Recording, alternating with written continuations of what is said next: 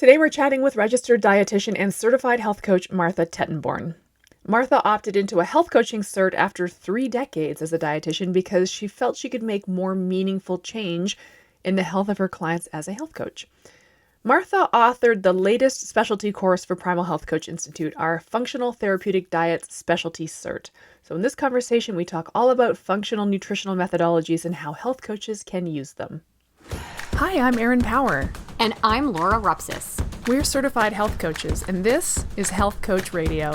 This podcast is about the art, science, and business of health coaching. We share our insider tips to help you become a better coach and entrepreneur. And we interview expert guests to discover how they've made it in this growing field. It's time for health coaches to make an impact. It's time for Health Coach Radio. All right. Thank you for joining us, Martha Tettenborn. How are you? I'm great. Thank you. How are you? Nice to see your smiling face about exactly a year after last time I saw you in person. I know. So this is our second interview. And the first time we interviewed you is, first of all, because you're awesome, but you had written a book. You were a registered dietitian in Canada. You are also a Primal Health Coach graduate, and you had written a book called Hacking Chemo and how you used nutritional protocols to help basically survive chemo and come out the other end in better shape. And it's probably worth you speaking to that a little bit, giving our audience a little bit of that background.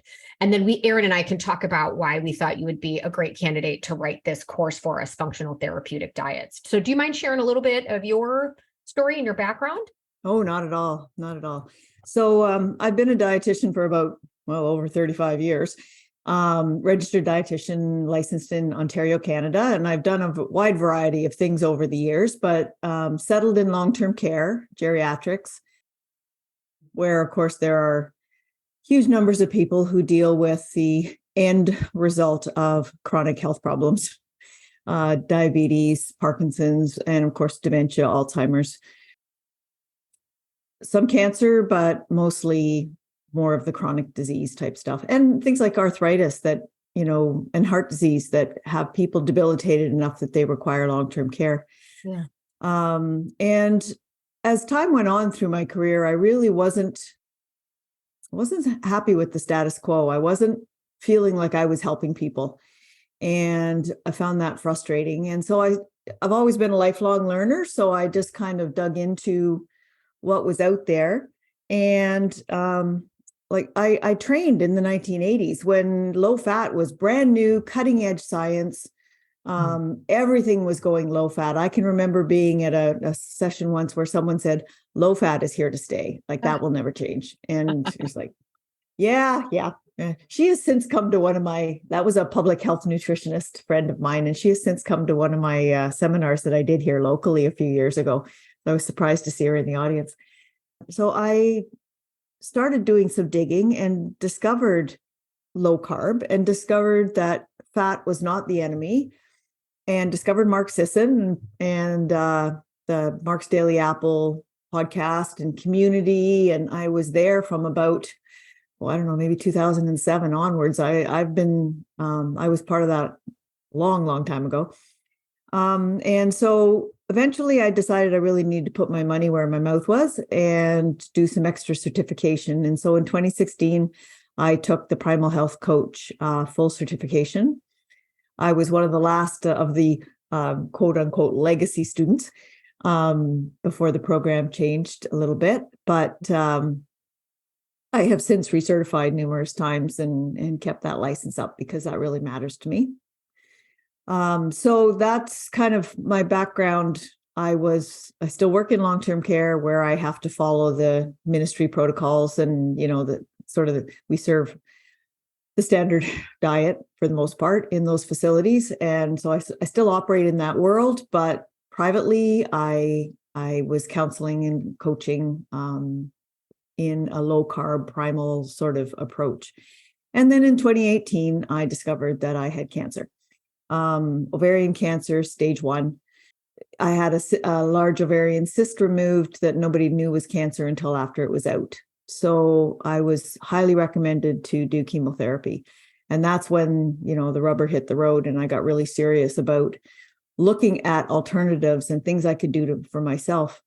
and discovered that there was this entire field called cancer metabolism, and that it just dovetailed perfectly into low carb, ketogenic diets, low sugar, insulin response, all those things that are part of what we do as primal health coaches.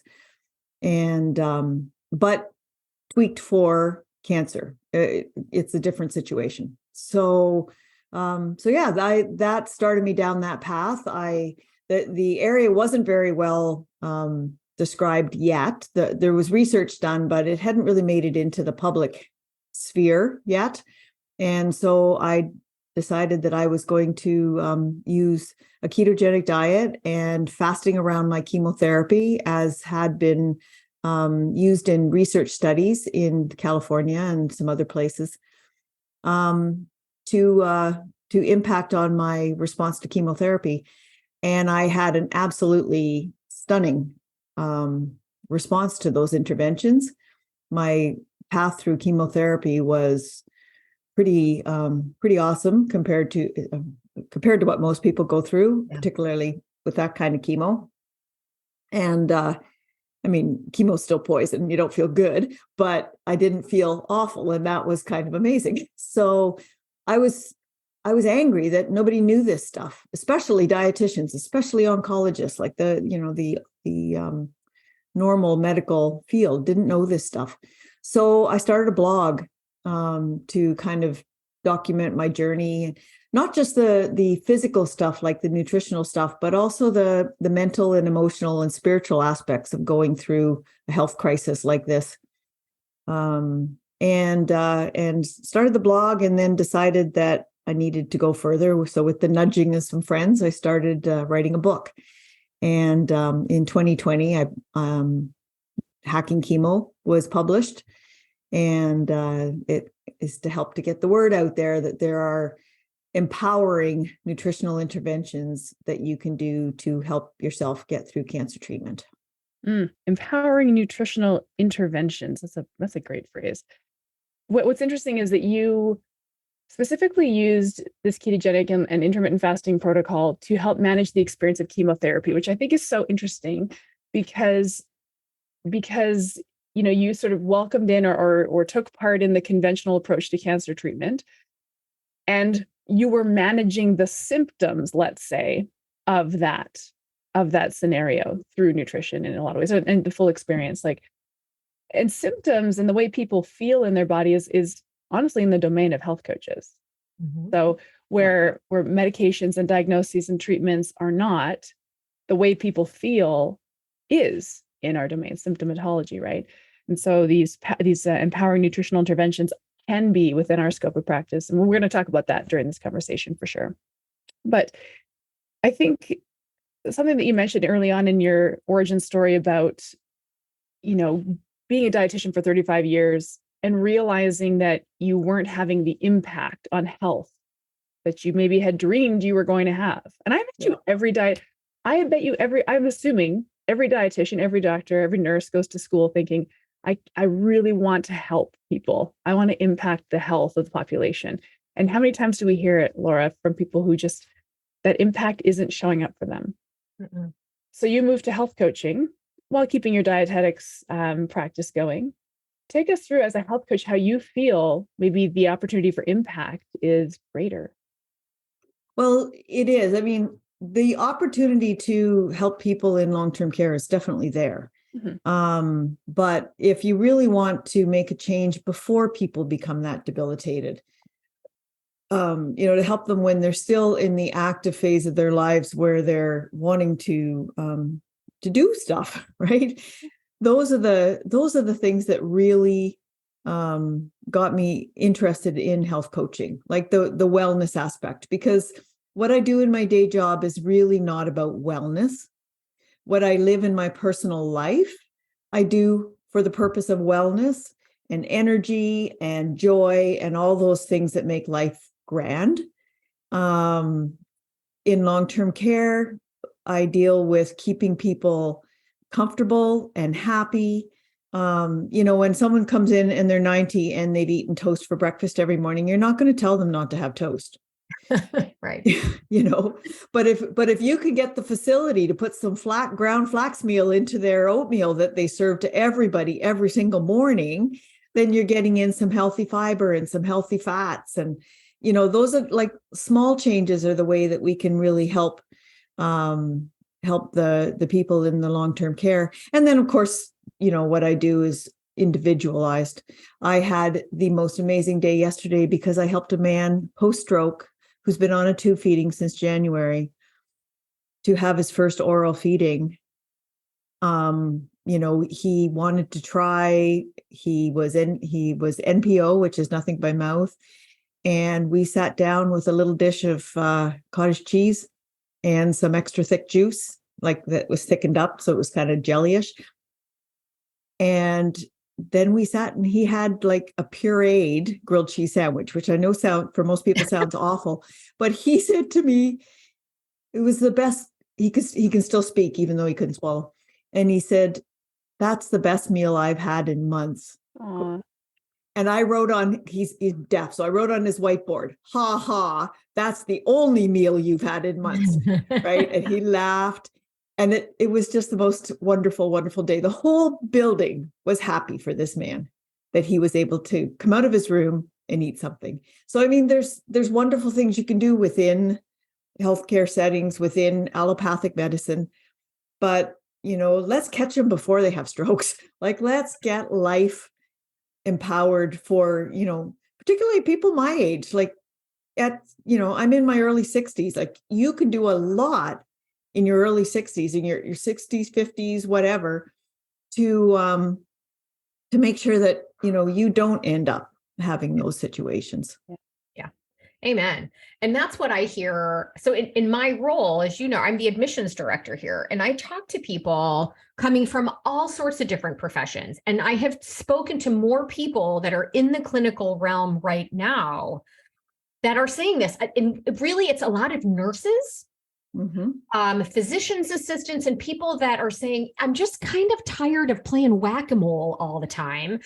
And I feel like when I see people in the hospital, it's almost too late. I'd rather be working with people to keep them out of the hospital. That's what I'm hearing. And that's what I think that's what spurred the art of health coaching to begin with. And I think once people really understand, because that's another conversation I have, what do health coaches do? Coaches do a lot of things. So, and I can go down that rabbit hole for sure. But at the end of the day, we help people change in order to be able to achieve the positive health-based outcomes they're looking for. And of course, one of the biggest needle movers in that mechanism is going to be food and how people eat, and for this man that you used as an example, this is just one example of just improving how this man feels and giving him a better day. But if we can get to people before that, it's a total game changer. And nutrition plays a big, huge role. And from a scope of practice point of view, depending on where you live, the role of nutrition and the depth and just how specific we can get all of these things is going to differ based on your scope of practice. And so, that's something for health coaches to be aware of. But to use Erin's term, our clients are coming to us talking about these symptoms they have. I have low energy.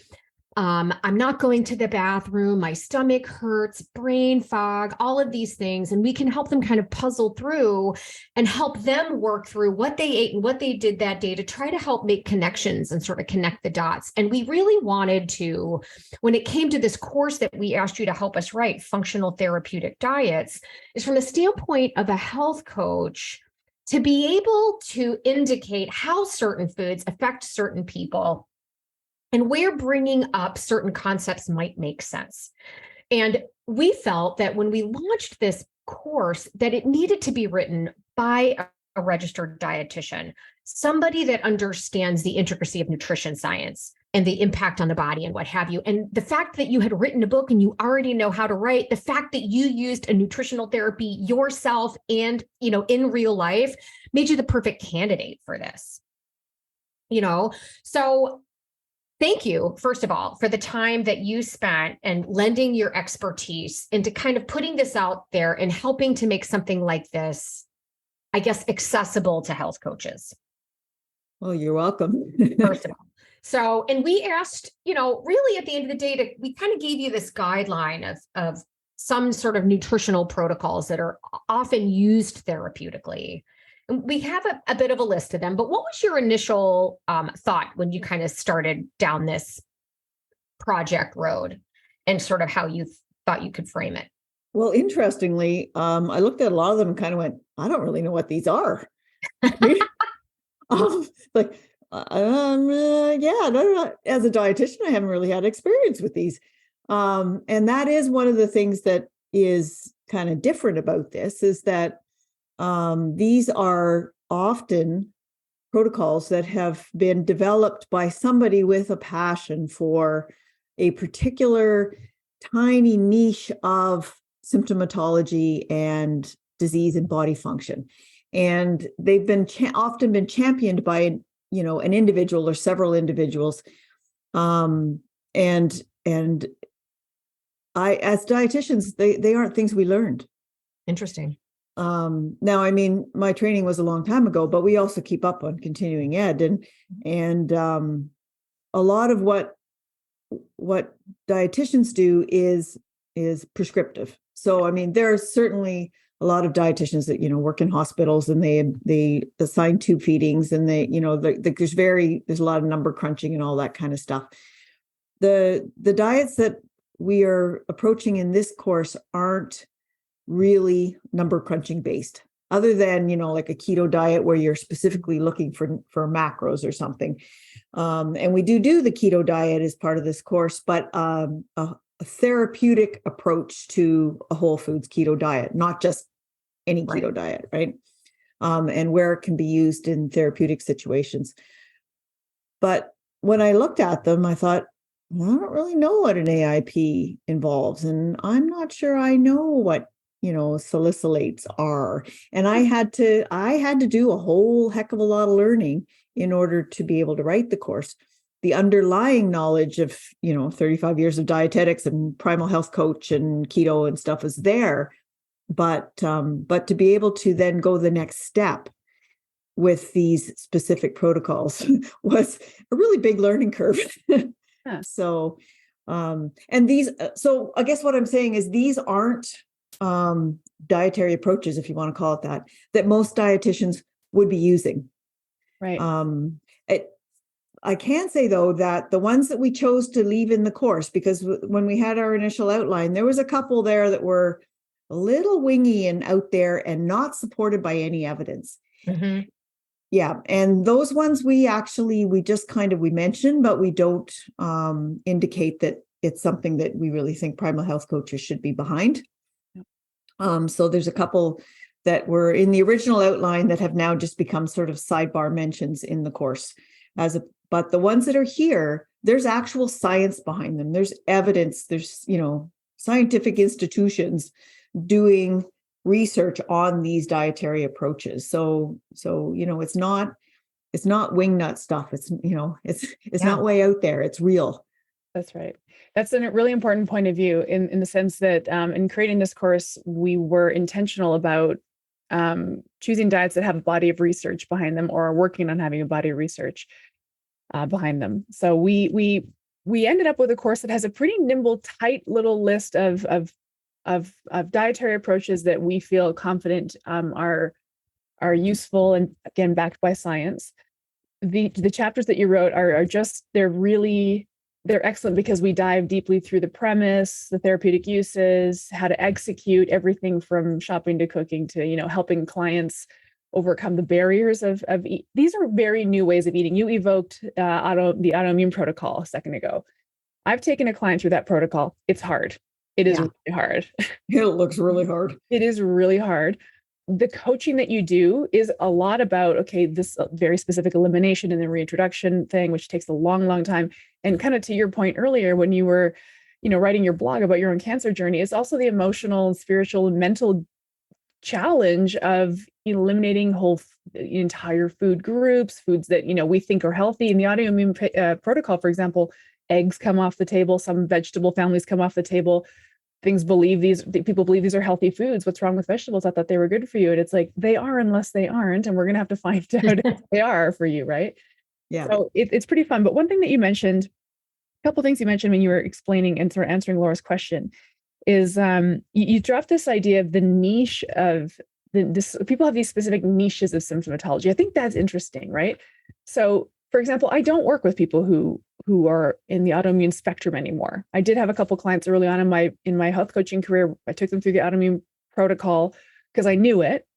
I have the book back there, that giant book. It's an awesome book, Sarah Ballantyne's book. It's a great resource. But I'd never had an autoimmune disease. So I felt like I was like, I subjectively don't understand this, but subjectively, I really understand insulin resistance. So that's the symptomatology that I zero in on. All the symptoms of insulin resistance and maybe subclinical prediabetes. I know what it feels like to be absolutely exhausted, gaining fat rapidly, having unmanageable cravings, riding, excursions of blood sugar. I know those symptoms. And so that's kind of where I focus my attention. So the deal here is a health coach cannot and should not be all things to all people. We really do want to zero in on what we know, what we can help with. And so we have a collection of nutritional strategies here that can help for a lot of things. But you described how, in dietitian world, it's this prescriptive approach. It's the objective approach. We have this diagnosis. Here's the treatment plan. Here's the nutritional protocol. In health coach world, we really do play in the subjective. How are people feeling? What can we do to support them? And they report back on if that feels different for them. We are in the realm of feelings, and that's symptoms, really. I think that's the big difference between our two worlds. Would you say? Yeah. I mean, in the allopathic medicine world, like in the dietitian world, first of all, you don't get a chance to have the level of contact and the level of interaction that you do with a coaching client. Because, in Canada, the government's paying for it. In the US, some HMO or somebody's paying for it. And so there are, limits like here, prescribe this diet, instruct them on this diet. Have you discharged them yet? Make your progress note and discharge them. Right. And the options for actually hearing their subjective response to the diets really often doesn't even exist. Yeah. Or you get one follow-up and, then you're expected to discharge them. But when you're making wellness changes or changes to symptomatology, you've got to listen, and you got to be a detective and kind of dig underneath what they're saying to, what symptoms you're hearing. Because often people don't understand how things connect. Yeah. Right. They just don't get it. And so they'll say something and, my guts are rolling around. And it's like, so what are we talking about? Are we talking about your stomach? Is it up here, or is it low in your gut? Is it on the, the right side or the left side? When does it happen after you eat? And they don't make connections. It's up to us to kind of make connections. And, geez, if you're like, are we talking about cramps? Are you passing bad gas? And when you pass gas, does it stink? All the fun conversations. I actually have a section in one of the chapters, and it's called Having the Poop Conversation. Because you got to be able to talk about bodily functions, because the digestive tract is both ends, right? It's the top end and the bottom end. Yeah. And we know how important gut health is, right? This is such an interesting point of view, because, it's so wild, because I've been a health coach for so long, and I have these conversations all the time. You literally just expressed a conversation I have with clients like, oh, I'm bloated. Okay, where? Up high or down low? These questions that are so into the weeds. Anybody who's listening to this who's been in my master coach course is going to laugh, because these granular questions, the word granular is one that I use a lot when I teach health coaches, because we get to go granular. We have the opportunity from the perspective of the interval of time that we get to connect with our client, that we can go granular. This is how you felt last week. This is how you feel this week. How are you going to feel next week and then the following week? And we don't have that really precise short interval in the allopathic model. So we have the opportunity to keep a pulse on changing symptoms. And clients, I think this is kind of one of the points you're making, or this is how I interpreted it. Humans, people, health consumers aren't even trained to pick up on their own symptomatology. So in some ways, we're training them to pay attention to how they feel and to report back on how they feel. And that's a lifelong gift. It's absolutely a lifelong gift. And it relates to that whole concept of root medicine, of going past just like, okay, so you said you have bloat, so let's give you this medicine. Right. There's a reason doctors never ask you what you eat, because it's not a one-word answer. It's not even a one sentence or one paragraph answer. Right. And they don't have the time for that. Right. And it's hard to answer. When you think about a lot of the nutritional research that's out there, so much of it is done on basically food frequency questionnaires, where people are asked to reflect on what they ate over the past year. And half the time, if I ask my client what they ate Tuesday, they don't remember. They don't remember, right? So not only is it difficult for it's to your point, not a one-word answer, but the answer may not be all that reliable. I mean, I can speak in general terms what I typically eat, but from any one given day where I might have been like, oh gosh, I felt really bloated on Tuesday. But for me to be able to go back and be like, gosh, what did I eat? That's why a lot of times with my clients, I don't necessarily want them keeping macros, unless, to your point, we're trying to shoot for something. I just like a food log of just, let's generally write down what we're eating, so that we can then take a look and go back and remember and try to tag to when you feel that symptom, whatever it was, brain fog, bloating, gas, whatever. Let's go back and see what you ate last, a few hours later. And it helps clients then kind of make the connection. I don't know if anybody else does that, but when I've got clients that keep expressing symptoms, I'll ask them, hey, do you think you can handle this for just 1 week? I don't make them do it. We got to be a little bit of a detective here. It's kind of like a diary. Do you think you can do that? And even if it's just taking pictures with their phone and texting it to me, here's what I had, here's what I ate, if that's easy, then we'll do that. And then you can tell me, ooh, this is it. The brain fog. I noticed that when I drove home, or whatever the case may be. For what's interesting and hearing you to kind of describe what you're talking about, just my own sort of health, journey, for me, the big trigger was dairy, and not one person brought it up to me. Even a dietitian didn't bring up that the fact that I was drinking a lot of whey protein and I ate yogurt every day and I loved cheese, and not one person was like, hey, dairy has a tendency for some people to be inflammatory. And oh, by the way, one of the responses is excess mucus, like no one said that to me. But if I had been seeing a health coach and going through these steps, it'd be like, gee, these are some of the things. And I did an allergy test. Nothing came up on an actual allergy test. It wasn't until I saw someone from more of a naturopathic world where we did a sensitivity test, which I know they're not all reliable, but this one was a glaring, like dairy's an issue. Keto, carnivore, paleo, AIP, SCD, low FODMAP, so many diets, so much confusion. And if health coaches are having a hard time keeping up, imagine how clients must feel. To make sense of it all, Primal Health Coach Institute partnered with registered dietitian and health coach Martha Tettenborn to create a comprehensive Functional Therapeutic Diet Specialist certification. This flexible online course dives deep into the many different types of therapeutic diets. You'll learn the purpose of each of these diets and how to help your clients map out a nutritional plan to resolve their specific health issues. As a certified functional therapeutic diet specialist, you'll help people reach a deeper understanding of food as medicine and transform their lives for the better. Find out more at primalhealthcoach.com.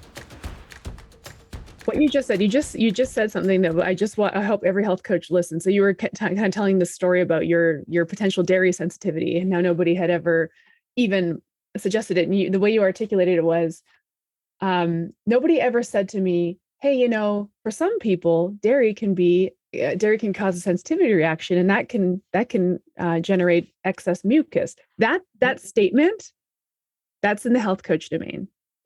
Some people experience this symptom when they consume dairy. That's just generalized. That's an example of generalized information. That's not somebody saying, "Hey, you're allergic to dairy, Laura." It was, some people. Yeah. I just thought that was a really well executed sentence that I hope everybody picked up on. And also the basic concept of, why don't you try giving it up for a week and see how you feel? Exactly. That's all. That's all it takes. And we have a chapter on basic elimination diets, and it includes a template for a diary, just the food logs or a diary that you can keep with some little trigger comments to suggest, did you use condiments? Did you add fats? Did you, like, to get the details in there? Because people will write down grilled cheese sandwich. Well, what kind of bread did you use? Did you use butter or margarine? Did you fry it in olive oil? Did you fry it in bacon fat? What kind of cheese did you use? Like, there are so many nuances to generalized stuff. But yeah, that concept of, before you go anywhere else with this, like even before sensitivity testing, just try taking it out, know? And that's where health coaches can really help with that kind of stuff, because that's really basic. It's, knowing where dairy is found in food. Yeah. Something like that. Like, that's education. That's not prescriptive. That's not the exclusive domain of health, registered health professionals. You can say, like, yeah, whey protein is dairy, yes. and people will just kind of go like mind blown, right?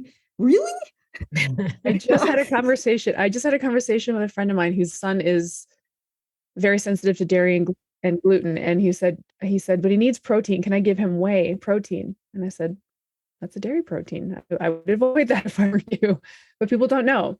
I think this food journal that you've made for this course is awesome, because we were talking a second ago about how I literally had a conversation with a client yesterday who had a bit of a weird gut reaction to something she ate in the last 2 weeks, and she couldn't really remember what it was. But I think if you said, well, I had a grilled cheese sandwich, and that, to your point, isn't enough information. People can remember when you prompt them, was it grilled in margarine or butter? Oh yeah, butter, definitely. Okay, was it whole wheat bread or white bread? Like, if we prompt them to a certain degree, they'll start to put it together. And we don't need to know how many ounces of cheese or how many grams of bread. We don't need it to be that granular, again with that word, of a food journal. It's just the basics. Generally what I ate, generally when. It's a really cool resource that you created for us. Yeah. Oh, thanks. And, this course is full of all kinds of things. I do think we should maybe just get into the course just like at a high level. Yeah. So I have it open here so I can walk us through sort of the chapters, and we don't have to go deeply into them, but just by way of listing them, we at the top of the course, we have, what is a therapeutic diet and how can a health coach use it? I would like to come back to that later, because I do really want us to, I love talking about scope of practice. I think it's really crucial. But then we have these, let's see, it looks like 1, 2, 3, 4, 7 diets that we have kind of zeroed in on. So the first one, now, Martha, this will come as a surprise to you, because this was a last minute editorial decision I made. So surprise, I combined Primal and Paleo into one chapter because I think they're the same. So we have the Primal Paleo chapter, Paleo diet. So we start with this one. Now, obviously that's our wheelhouse. We're all primal health coaches. We all follow some kind of a paleo ancestral diet.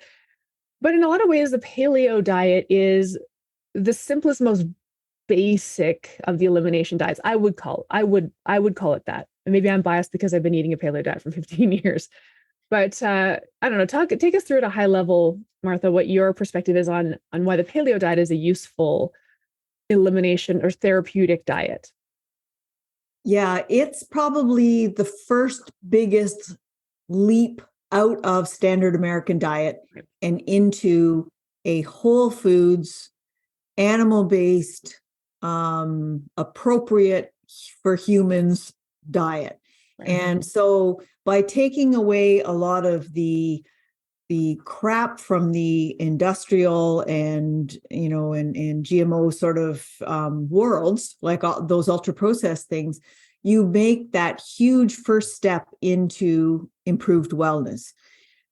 It takes out the sugar. It takes out the high starch grains. It takes out the commodity crop, deconstructed and reconstructed food-like substances, if you want to call them that, and relies back on foods that have been part of the human diet for 2.5 million years.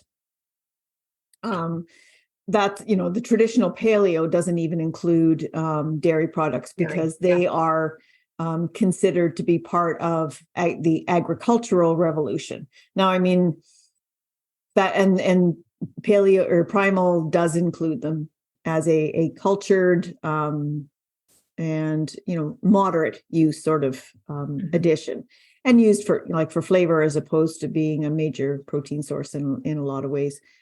So that's the first big step into wellness. And for a lot of people who are just having general age-related decline, maybe they're showing some insulin resistance, they're showing some inflammation, they're putting on weight without really knowing why, they're under stress, they're eating badly because they pick things up at the convenience store.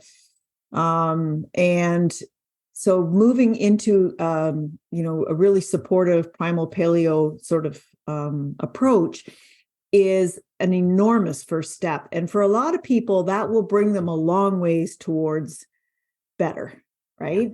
Not always optimal. And that's where the rest of the course kind of fits in, is that there are people for whom that's not quite enough. And, but there's a really robust discussion of those diets, and not just, if you're a primal health coach already, this, you kind of know this stuff on a fairly in-depth level, but kind of how to use it therapeutically, I guess, is, if you're seeing particular things like brain fog, like, the gut dysfunction and stuff, that those are things that can be helped by the basic elimination of the sugar, the ultra processed foods, the industrial seed oils, and most of the grains as well. So that's kind of, I think that's why it's the first chapter, right? Makes perfect sense. First big step. Yep. Yeah, you explained that perfectly. It's the first step out of the standard American diet. And it's this low inflammatory, low insulin producing approach that it moves the dial on a lot of people's symptoms. Yeah. Really. Yeah. And for a lot of people, that may only ever be as far as they need to go. Yep. Right. So you might as well start there, right? In terms of like the idea of coaching and sustainability, taking that first step rather than diving into something as tough as autoimmune, right? Starting with paleo, and I have found even folks that eventually needed to move on to something more, they felt measurably better just making that one step, but there were still some mingling, like underlying symptoms, or something new popped up because they've been feeling crummy for so long. I didn't realize I had like this other symptom all of a sudden. Oh yeah. You're peeling the onion, right? Exactly. But it's really a phenomenal first step for people out of the standard American diet. Yeah. And I mean, even like a ketogenic diet is a next step past that. And it's, and it's a tool. It's something that you can use for particular situations, but for a lot of people, it doesn't need to be where you live your life, right? Primal paleo principles, for the most people, will be where you can optimally feel wonderful. Yeah. And then, say the other dietary approaches that are in this course build on that. And are further tweaks to try and get your people past whatever other thing that the onion has revealed, right? As you peel it. Yeah.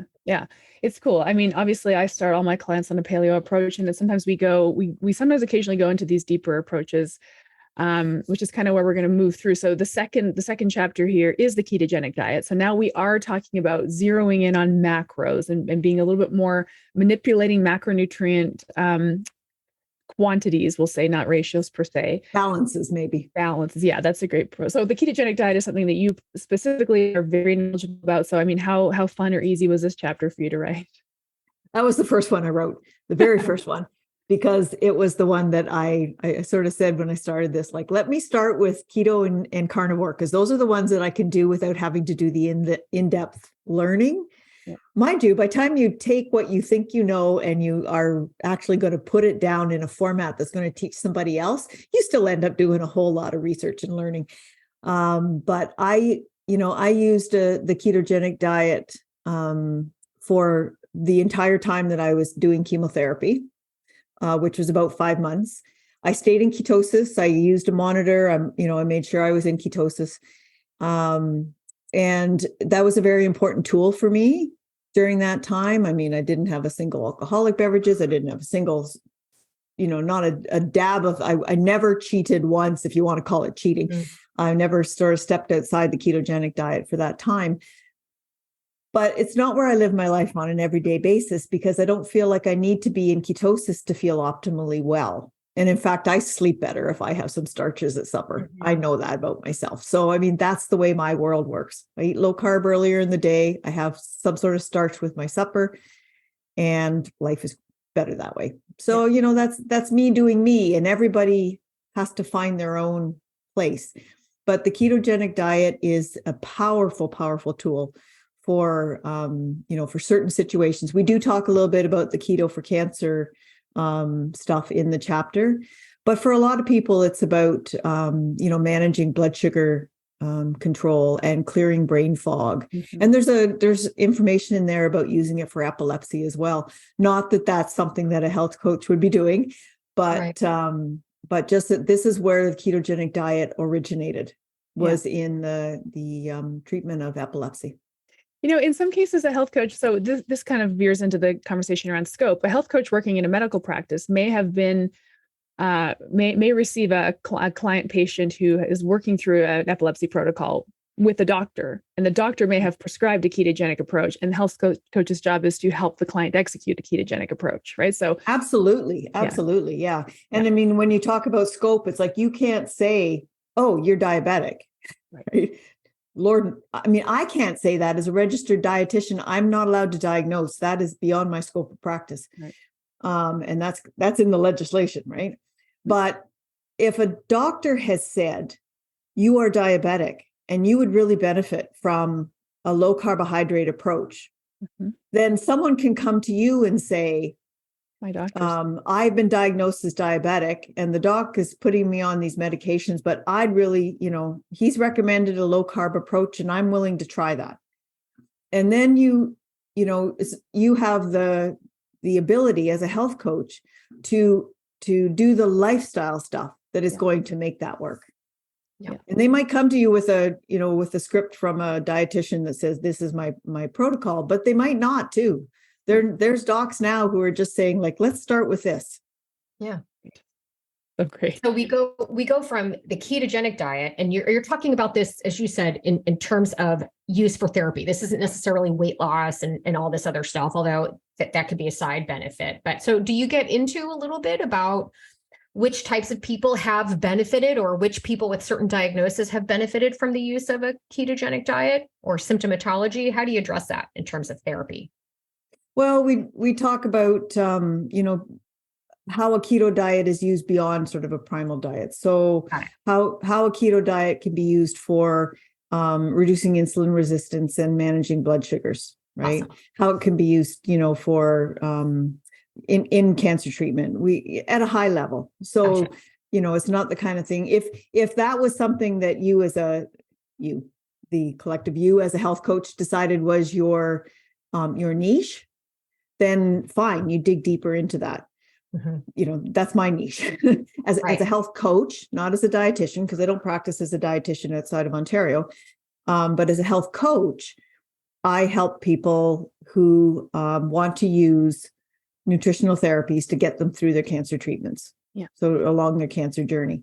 And so, and I'm careful that I'm not prescriptive as much as I am supportive and educational in helping with that. So love it. Yeah. Inside the course, there's in every chapter, there is a lesson called therapeutic uses. So for every one of these diets, we have a therapeutic uses chapter, which explains where this particular nutritional strategy is best used. And we do have lists of people who have maybe diagnosed disease states or symptoms. we're not diagnosing them, but for example, women with PCOS, cancer patients, people who've been diagnosed with mental health issues like anxiety, depression, bipolar, et cetera. So we have these lists of like people who could benefit from based on diagnosed disease states or clusters of symptoms. Clusters of symptoms are interesting, and what the generally understood benefits of the diets are. So we have, every chapter has explained kind of the use case pretty and quick. Interestingly, the way that cancer, ketogenic and low carbohydrate diets or nutritional interventions for metabolic approaches, I guess is the best way to word, for cancer was a huge thing. In the last 4 years, that kind of blew wide open. You go to a conference now, there'll be like at least a half a day devoted to cancer. The thing that's blowing wide open right at this moment is mental health. Yeah. The whole Metabolic Minds, podcast, and the new, I think it's the Brinsky family. Anyways, the concept of using metabolic approaches, including the ketogenic diet, for bipolar, schizophrenia, depression, all kinds of mental health issues, is blowing wide open at the moment. And that's, I think, the next big thing. Yeah. Super exciting. Yeah. Yeah. All right. So we move from keto to carnivore. I will say that, I don't do a lot of ketogenic nutritional programming with my clients, but I have taken clients into a carnivore approach, clients who are managing the symptoms of Crohn's and colitis, and who have said to me, I suspect, this is a client self-reporting symptoms, I suspect vegetables are causing my flare-ups. Would it be okay if I tried not eating vegetables for a while? Sure can. Let's go. Let's run a carnivore experiment. Let's do it. The client self-reported the symptoms. I'm just the health coach helping them execute and resourcing. Like, here's generally how plant, phytochemicals can irritate the gut of people who already have irritated guts, like those suffering Crohn's and colitis. Let's try it with incredible results, might I add. Incredible results. Anytime I've had a client who's struggling with an irritable bowel disease, this has been a remarkable intervention for them. And by the way, they could bring vegetables back in eventually, just like you were able to kind of come off a ketogenic approach once you used it for its therapeutic purpose, and you're able to, come out of keto whenever you want. These folks were able to reintroduce plant materials in some cases because the gut was sort of brought back to ground zero. Well, it's the ultimate elimination diet. That it is. Yeah. But again, there's a right way to do it and a not so right way to do it. I mean, if you're going to eat pepperoni sticks from the gas station as your main protein source, you are not doing carnivore right. Oh, I really love this chapter because I obviously geek out on like evolutionary biology, as I think maybe we all do on some level. Yep. And you go really into detail about in this chapter about like our physiology and how it's designed for meat eating, which it's just such a cool part of the chapter. I am obsessed with it. It's so great. It's really cool. It's really cool. It is such fascinating information. It is. So carnivore diet, pretty basic, all meat, animal-based, I guess, is kind of where the carnivore community is leaning, because there's, some things like honey and stuff that may or may not be a factor there, and lots of ways to take on the carnivore diet. But it made it into our course because it's just been compelling enough. I would say that when I went to holistic nutrition school and I learned all these elimination diets, including the kooky ones that we decided to not include, that was almost 10 years ago. We weren't talking about a carnivore diet then. So this is the new kid on the block. But powerful intervention. And we have a lot of coaches listening who personally live this lifestyle. I teach health coaches at our school. We teach in our advanced coaching course and in our business coaching course. We have more and more graduates at our school who are doubling down on the carnivore approach as their niche. So it's growing. That's for sure. What's next? Next is the basic elimination diet. So that's interesting, like a basic elimination diet. How would you generally summarize what a basic elimination diet is as compared to maybe some of the ones we've already talked about? Well, a basic elimination diet is quite well established in allopathic medicine as well, but there are a number of fairly common allergens, and they sort of call them the big eight. Dairy and eggs and seafood and peanuts and tree nuts and so on. So the ones that a lot of people know about, and they are actual immune-mediated allergies. So the chapter goes into what is a true allergy, what is it, like an immediate allergy, what's a delayed allergy, what's an intolerance, like the difference between them.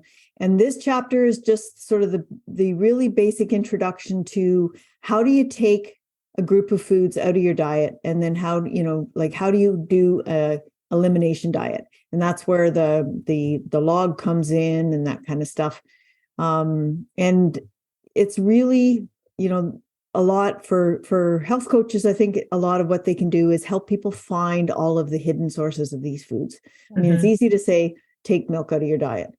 It's not so easy to say, that when you see something on a nutrition or label, like an ingredient list, that is dairy, like the whey protein, right? Yeah. Or, where are eggs hiding in foods, right? I have a young vegetarian friend who's a Hindu, and he eats dairy, but he doesn't eat eggs. Well, first time I ever met him, because we didn't know him at that point, I took him out for breakfast at our local restaurant. How do you do Canadian breakfast without eggs? Think about it, right? Eggs, waffles, pancakes, omelets. Like, we ended up buying him a grilled cheese sandwich. So, there's just so many places, like you have to kind of think about that. North American baking is entirely based on eggs. European style baking is based on eggs. You come from India, it's not based on eggs, right? So there's lots of places where a health coach can really help with those hidden things, so that when you do an elimination diet, you're actually eliminating it all the way. Right. Yeah. And then those sort of delayed sort of allergy response, that these sort of these mediated allergy responses, that sort of like you could have a response up to 4 or 5 days afterward, and helping your clients recognize that, because they think, oh, I had dairy today and I'm fine. It's like, well, we got to kind of wait it out, because it could be a delayed response, and it could be a sore knee or a zit. It's not going to be just bathroom troubles. Like, we helping our clients understand what these food sensitivities, how they show up. I think that's a really cool opportunity for us to be educators, to help our clients really understand the body response to these things. Okay, we're going to move right along to chapter 7, which is specific carbohydrate diet, so SCD, and low FODMAPs. So now we're getting more narrow focus. Yep. Talk to us about these two real quick. So this was fascinating. Again, these are not ones that, especially the SCD, that I was familiar with. I had always known about Elaine Gottschall and the specific, what was it called? The gut. I forget what her original book title was years ago, but it seemed like one of those kind of wingy things. But there's science behind this stuff. These two diets deal with the GI tract, and particularly disease states and intolerances in the GI tract. And there's a big difference between Crohn's and colitis, which are called the inflammatory bowel diseases, or IBD, and irritable bowel syndrome, which is IBS, to make it confusing. And one is a physical damage that's done by components of the diet and other inflammatory processes that are going on. And the other one, there's no physical damage at all. It's all about intolerances. Right. To actual, like just a hypersensitivity almost to particular food components. These are pretty well almost all plant components. And the specific carbohydrate diet actually is designed to help with symptoms of Crohn's and colitis, or ulcerative colitis, because the gut wall is damaged to the point where the enzymes that are normally being produced by the cells in the gut wall to break down the simple disaccharides like table sugar, they just aren't there. And so those digestive processes aren't happening the way they should. So the diet actually it goes right into the weeds about where the carbohydrates in those plant foods are. Are they monosaccharides? Are they disaccharides? Are they polysaccharides? And we take out the ones that are everything except monosaccharides, so that you don't have to have that gut wall process working. Yeah. And the FODMAPs is more about physical intolerances or hypersensitivities to particular plant chemicals, usually polysaccharides or oligosaccharides. Amazing. All right, trucking along. The next stop on our functional therapeutic diet journey is autoimmune protocol, which we've talked around quite a bit. It is the ultimate, very, very strict and precise elimination protocol where a lot of things get eliminated. And then there's this very deliberate reintroduction. Well, to be honest with you, all elimination diets should follow that basic approach. Strictly eliminate, reintroduce. But the list of foods in the autoimmune protocol is tremendous. Give us the high level on that one. So the immune system's designed to protect us from foreign invaders, right? Not self. But in some conditions and in some situations, we talk about in the course about what some of those are, the immune system turns on itself, turns on our own cells and causes problems. And it can turn on something that's in a particular organ, or it could just be something that is a component of every cell, in which case, if it's like a particular receptor on a cell or something that it's not recognizing or responding to, then the symptoms can be system-wide, and that's where you get like whole body inflammatory responses and things like lupus and stuff. Wow. And it can be neurological, it can be physiological, like there's all kinds of different there's over 80 different autoimmune diseases that are identified. And basically the concept is that a lot of this has to do with the immune system in the gut, and that we need to heal the gut and reduce almost every possible potential inflammatory stimulant through a really strict elimination phase. So, you're basically down to boiled meat and broth and, a few overcooked vegetables in this elimination phase. It's incredibly strict, incredibly difficult, but people with especially the widespread autoimmune diseases can get some relief, and then as they start to reintroduce foods, they can get some answers. Mm-hmm. So, the reintroduction, the elimination phase is hard, but often healing. And then the reintroduction phase is very, very much illuminating for what can be put back in and what can cause problems. And as Erin said, like you can eat something and then, 2 days later, you suddenly all your joints are sore again or something. Yeah. After you've managed to resolve that. So the reactions are the important thing. And again, documenting, using a log, being able to be that investigative, inquiring mind that helps your clients see past something. So granular. See past, dig deep. Right. That's right. I think of a client that I had who I put on just a paleo diet, because that's what I do with everybody, who we were working through weight loss, to be honest with you, working through insulin resistance and weight loss, which is kind of my realm. And she reported one day in a coaching session, oh, by the way, I haven't had to take the pain pills for my knees in a couple of weeks. And I said, I didn't know you were on pain pills for your knee. And she said, well, I didn't think we were working on knee pain. I thought we were doing weight loss. And I was like, oh, well, let me explain to you maybe why your knees suddenly feel better. And kind of going through this immune response of the inflammatory foods. It's wild to me that, autoimmune diseases are one thing, but there's this whole idea of like autoimmune symptoms, people live with, just these flares of little kind of unwellness, nebulous feelings of just, I'm just not feeling my best, or maybe that they chalk it up to aging or some kind of genetic predisposition, like, and removing in these immunogenic compounds. They didn't know they could feel that good. And it's, I know, it's like, right. Yeah, it's powerful. Food is powerful. Okay, our final chapter. This is the one that you kind of touched on a second ago. You had to learn about some of this stuff because it was not in your sort of world at all. So these specialty elimination diets that pertain to anti-nutrients and chemicals that can cause damage. So walk us through these guys. Well, I gotta find my list because I even had to make a list of them. Yeah. So things that are mostly plant-based, not all of them, but they are chemical components of foods that can have specific reactions in certain individuals who have often a hypersensitivity. So one of the big ones that's fairly well known is oxalates.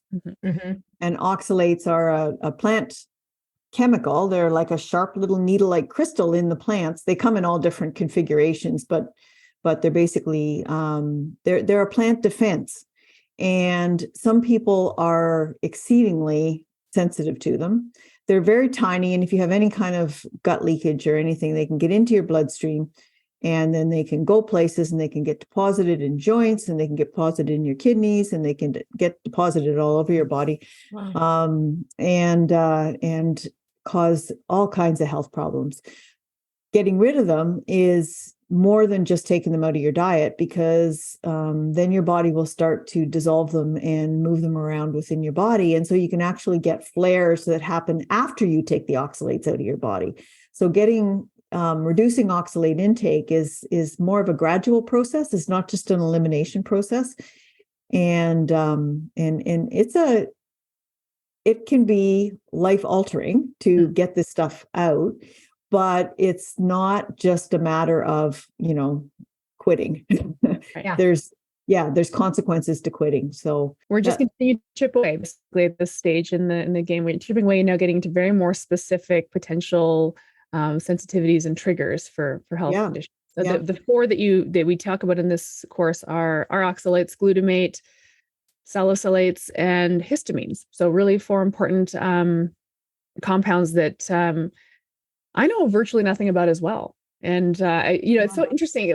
It's the world of nutrition and health is so vast. It's not possible to know everything. So that's the pep talk for anybody listening who thinks, wow, I don't know how to execute any of these things. Don't worry. That was never the expectation. But if you want to learn how to execute some of these deeper interventions, we got you. We made this course exactly for that reason. It's written for health coaches, 100% for health coaches to help their clients chip away at their symptomatology, basically, is what it comes down to, really. Yep.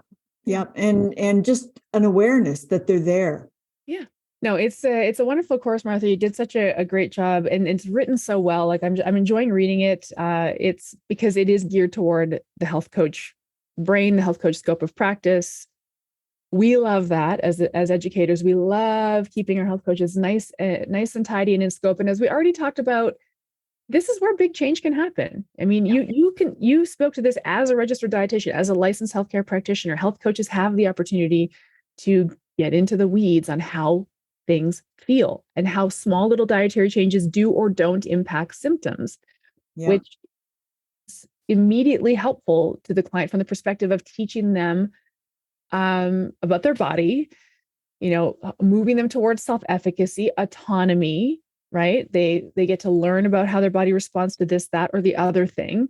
They get to make food choices for the rest of their life because you helped teach them. It's such a wonderful opportunity we have. And this course is a really incredible tool for health coaches. And we're just grateful to you for putting the pedal to the metal and writing this one. I'm grateful for running into the two of you at Metabolic Health Summit last May and you offering me this opportunity, because yes, I feel like I've grown a great deal in doing this, and I'm really happy to be able to give back to the community, because, like I say, I was one of those legacy people. I talked to Laura in 2016. You've been doing this a while. Right. I have. Mm-hmm. So this is going to go live. What, Erin? May 15th, right? Is the yeah. So May 15th, as of the publishing of this podcast, which is a couple days after, it is live. So It's live. It's ready to roll. We're excited it's live. It's out there. Yeah. So for those of you listening live right now, the Primal Health Coach community, check your emails about how to do just that and jump in on the pre-order process. And those of you listening to the podcast, when it comes out, give us a call, click on the link to learn more, and we can walk through and answer any questions that you have. But Martha, this has been just what a great conversation. And I'm so glad that you felt you got something out of this too, not just giving back to the health coach, totally. That you got something out of this too. So that's awesome. I love that. Yeah, no, it's great. Awesome. Well, thanks for connecting again, Martha. Always nice to spend time with you. You too. This podcast was brought to you by Primal Health Coach Institute. To learn more about how to become a successful health coach, get in touch with us by visiting primalhealthcoach.com/call. Or if you're already a successful health coach, practitioner, influencer, or thought leader with a thriving business and an interesting story, we'd love to hear from you. Connect with us at hello@primalhealthcoach.com and let us know why we need to interview you for Health Coach Radio. Thanks for listening.